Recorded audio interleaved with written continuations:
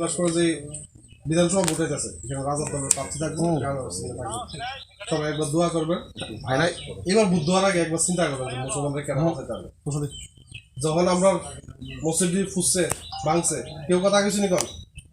কেউ কিন্তু কথা কইছে না তো সবাই বুদ্ধ দিছি কংগ্রেসও দিছি বিজেপিরও দিছি সিপিএমরও দিছি কিন্তু কথা কইছে না আমরা ভোট নিয়ে বই আসছি এবার ভোটটা দেওয়ার আগে একবার চিন্তা করবেন যে যেই ব্যক্তিটা আমার কাছে জীবনে ভোটার লেগে আছে তাই আমার বাঁচাইছে ঠিক আছে আমাদের চিহ্ন আমার সব ধরনের একটা চিহ্ন থাকে এই যে চিহ্ন দাদা কই কি করে দাদা কাজ টাজ করে আচ্ছা সরকারি কিছু পাইছেন না কিছু পাইছেন না ওই সাপ্লাই হ্যাঁ সাপ্লাই দেটা তুই পাইবি না মানে ফ্যাটটা বড় নেই ভাত খাওয়ানো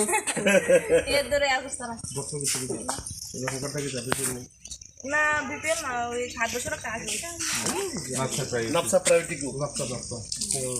ফিজার কাছে দাদা আমি পারমান কিছু লাগবে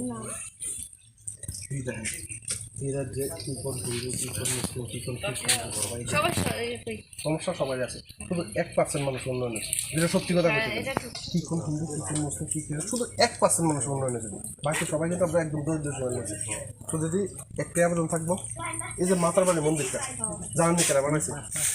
না আমি সঠিক বড় ছবি আছে না ওই আচ্ছা না না যে রাজার দল থেকে আমরা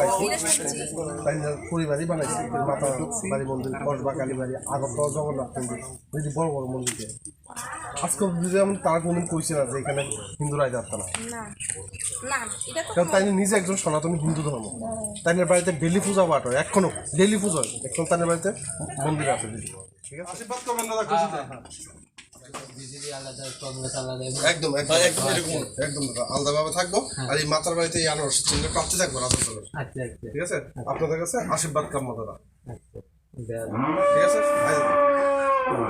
কিছু থাকলে কোন মনে কথা আপনার যদি কিছু থাকে না না কোনো অসুবিধা নাই আপনার কথাটা কম না না আচ্ছা ঠিক আছে ঠিক আছে ঠিক আছে এদিকে ঠিক আছে